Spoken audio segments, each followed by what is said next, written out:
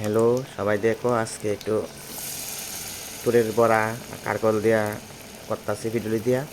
তো তোমরা দেখো। আর আমার কড়াইটা কিন্তু লোয়ার কড়াই অ্যাকচুয়ালি একটা কড়াইটার একটা ডান্ডা আছে, একটা ডান্ডা নাই। তো তোমরা অনেকেই আমি কি কালা রঙের কড়াইতে রান্না করি। কালা রঙের কড়াইতে রান্নাতে কিতা জানো নি, মজাটা কিতা জানো নি।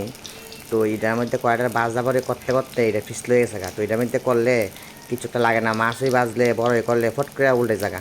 অনেক সময় ডালাই করে আছে আমার 3-4টো। আমি তো আগের ভিডিও দেখাইছি আমার কড়াইয়ের তো অভাব নাই।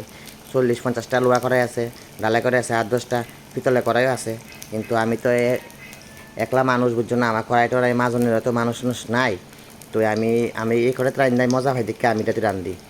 তো আবার তোমরা খারাপ পাই না যে কড়াইটা এমন তরকে লিখিয়া, কড়াইটা এমন তর গ্যাসটা বড় চুলাতে রান্ধি আমি, তাতে রান্তারি।